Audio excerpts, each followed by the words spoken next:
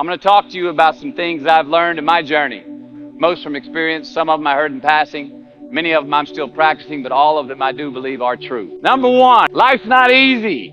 Life is not easy. It is not. Don't try to make it that way. Life's not fair. It never was. It isn't now, and it won't ever be. Do not fall into the trap, the entitlement trap, of feeling like you're a victim. You are not.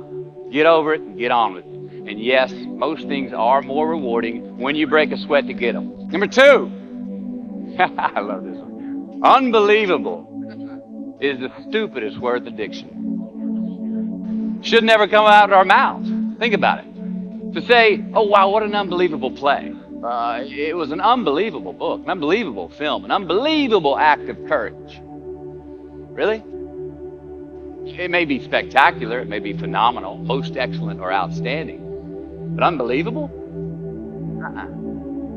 Give others and yourself more credit. It just happened. You witnessed it. You just did it. Believe it.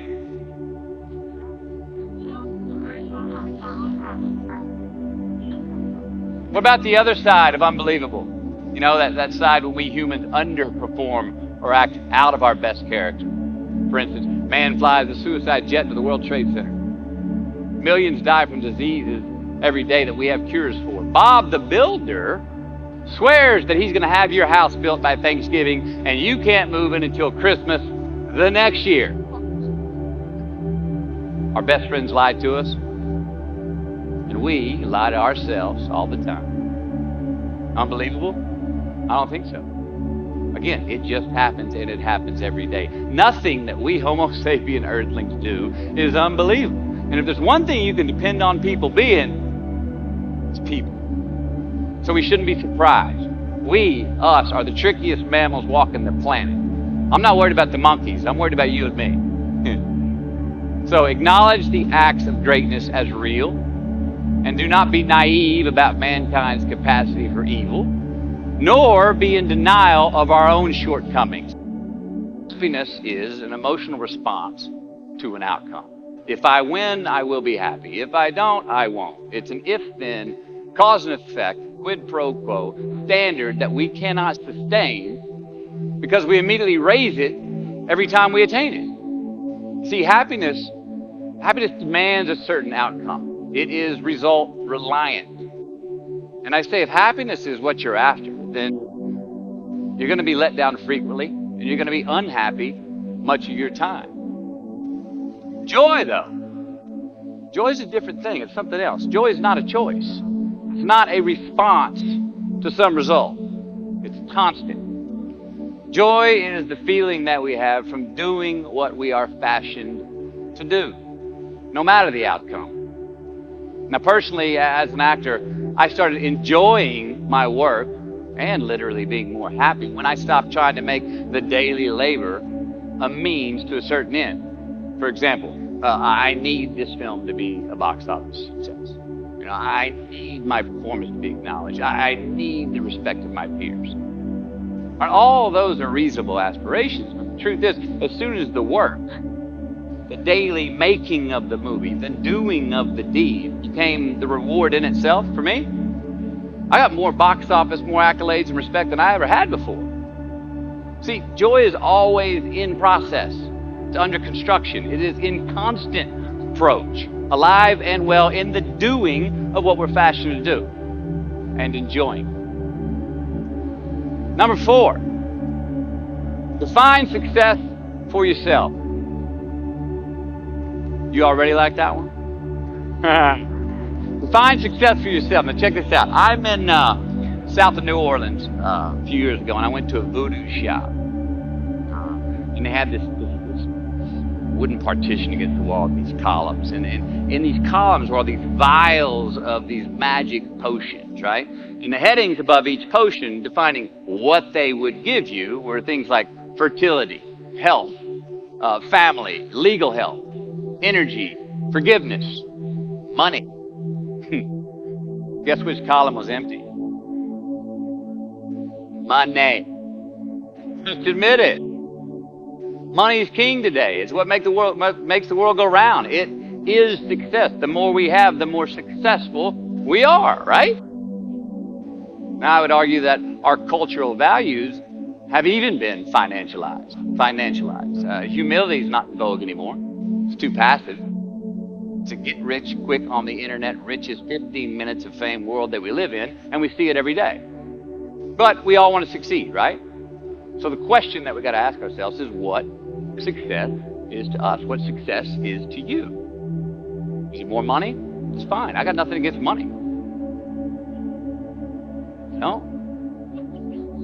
Maybe it's a healthy family. Maybe it's a happy marriage. Maybe it's to help others, to be famous, to be spiritually sound, to leave the world a little bit better place than you found it. Continue to ask yourself that question. Now, your answer may change over time, and that's fine. Do yourself this favor. Whatever your answer is, don't choose anything that will jeopardize your soul. Prioritize who you are, who you want to be, and don't spend time with anything that antagonizes your character. Don't drink the Kool-Aid, man. It tastes sweet, but you will get cavities tomorrow. All right? Life is not a popularity contest. Be brave, take the hill, but first answer that question, what's my hill? So, how do I define success? For me, myself. Well, for me, it's a measurement of 5 things. We got fatherhood. We got being a good husband. We got my health, mind, body, and spirit. We got career, and we got friendships. These are what's important to me in my life right now. So I try to measure these 5 things each day. I check in with them. I like to see whether or not I'm in the debit section or the credit section with each one. Am I in the red or am I in the black? You follow? For instance, sometimes say my career is rolling. All right, it's way up here in the black, but I see how my relationship with my wife maybe could use a little bit more of my attention. I got to pick up the slack on being a better husband. Get that one out of the red.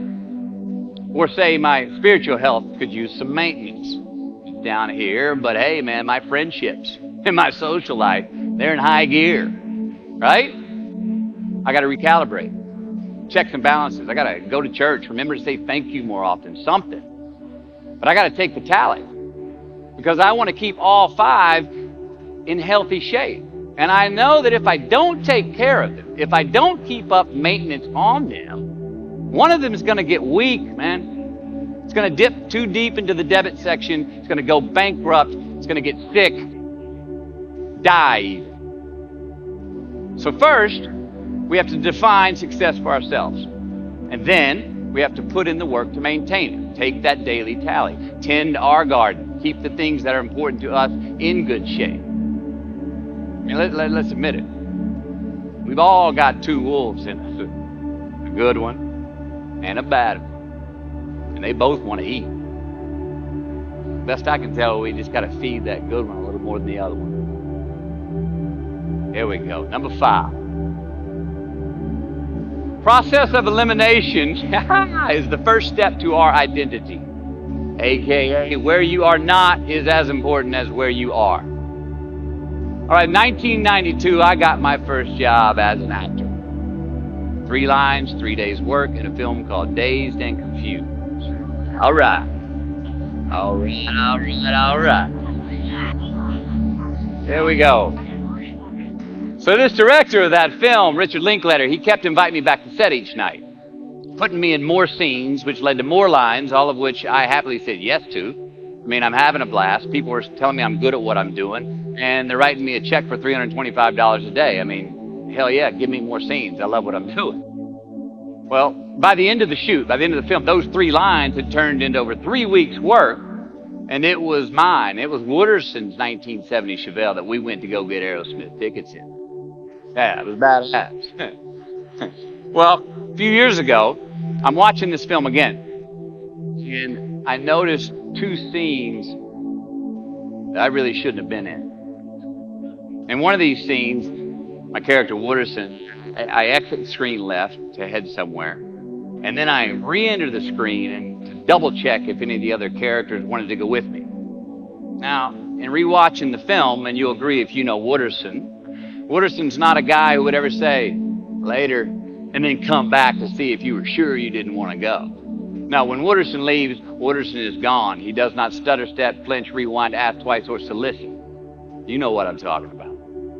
Wooderson has better things to do, like liking those high school girls, man, because I get older and they stay the same age. The point is, I should not have been in that scene. Shouldn't have come back. Should have exited, screen left, never come back. But back then, making my first film, getting invited back to the set, cashing that check, and having a ball, I wanted more screen time. I wanted to be in the scene longer and more and come back into the scene, right? But I shouldn't have been there. Wooderson shouldn't have been there. It is just as important where we are not as it is where we are. Look, the first step that leads to our identity in life is usually not, I know who I am. I know who I am. That's not the first step. The first step's usually, I know who I am not. Process of elimination. Defining ourselves by what we are not is the first step that leads us to really knowing who we are. You know that group of friends that you hang out with that they really might not bring out the best in you? You know, they gossip too much, or they're kind of shady. They really aren't going to be there for you in a pinch. Or how about that bar that we keep going to that we always seem to have the worst hangover from? Or that computer screen, right? That computer screen that keeps giving us an excuse not to get out of the house and engage with the world and get some real human interaction. Or how about that food that we keep eating? Stuff that tastes so good going down, makes us feel like crap the next week, when we feel lethargic and we keep putting on weight. Well, those people, those places, those things, stop giving them your time and energy. Just don't go there. I mean, put them down. And when you do this, when you do put them down, you quit going there, and you quit giving them your time, you inadvertently find yourself spending more time and in more places that are healthy for you, that bring you more joy. Why? Because you just eliminated the who's, the where's, the what's, and the when's that were keeping you from your identity. Like, trust me, too many options, I promise you this, too many options will make a tyrant of us all. All right, so get rid of the excess, the wasted time. Decrease your options. If you do this, you will have accidentally, almost innocent, put in front of you what is important to you by process of elimination. Knowing who we are is hard. It's hard. So give yourself a break. Eliminate who you are not first, and you're going to find yourself where you need to be. Number 6, don't leave crumbs. And the beauty of delayed gratification. So what are crumbs? Well, the crumbs I'm talking about are the choices that we make that make us have to look over our shoulder in the future. You didn't pay that guy back the money that you owed him, and tonight you just saw him 3 rows behind you. Shit. You slept around on your spouse, and you just found out that tomorrow she and the lady you're having an affair with are going to be at the same PTA meeting. Shit again. You drank too much last night. You're too hungover to drive your son to his 8 a.m. Saturday morning baseball practice. These are the crumbs. They come in the form of regret, guilt, and remorse. You leave crumbs today, they will cause you more stress tomorrow, and they disallow you from creating a customized future in which you do not have to look over your shoulder. So let's flip the script. Instead of creating outcomes that take from us, let's create more outcomes that pay us back, fill us up, keep your fire lit, turn you on for the most amount of time in your future. These are the choices I'm talking about, and this is the beauty of delayed gratification. All right, tee yourself up. Do yourself a favor. Make the choices, purchases today that pay you back tomorrow. Residuals. In my business, we call it mailbox money. If I do my job well today, and that movie keeps rerunning on TV, 5 years from now, I'm getting checks in the mailbox. It's a heck of a deal. So whether it's prepping the coffee maker the night before, so all you got to do is press the button in the morning, or getting ready for the job interview early so you don't have to cram the night before, or choosing not to hook up with that married woman because you know you're going to feel horrible about it tomorrow, and her husband carries a gun, or paying your debts on time, so that when you do see that guy 3 rows back tonight, you don't have to hunker down in your seat hoping that he don't see you. Get some ROI. You know what that is? Return on investment. Your investment. You. Customize your future. Don't leave crumbs. Number 7. Dissect your successes and the reciprocity of gratitude. We so often focus on failure, don't we? We study failure. Assess failure. We dissect failure and our failures. Dissect them so much we end up intoxicated with them to the point of disillusion. And when do we write in our diary? Usually when we're depressed. What do we gossip about? Other people's flaws and limitations. And we can dissect ourselves into self-loathing if we're not careful. I find that most of the times our obsession with what is wrong just ends up breeding more wrong, more failure. The easiest way to dissect success is through gratitude. Giving thanks for that which we do have, for what is working. Appreciating the simple things we sometimes take for granted. We give thanks for these things, and that gratitude reciprocates, creating more to be thankful for. It's really simple, and it works.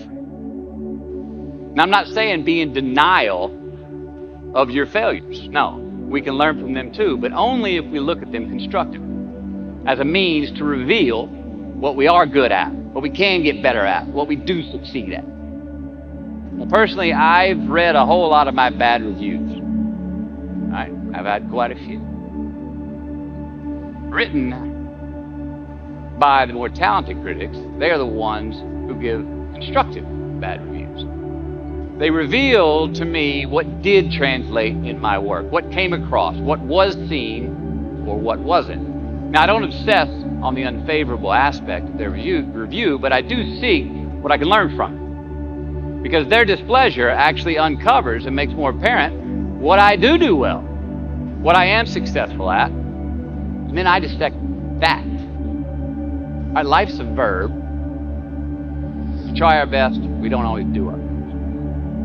Well, architecture is a verb as well. Yes, it is. And since we are the architects of our own lives, let's study the habits, the practices, the routines that we have that lead to and feed our success. Our joy, our honest pain, our laughter, our earned tears. Let's dissect that and give thanks for those things. And when we do that, guess what happens? We get better at them. And we have more to dissect.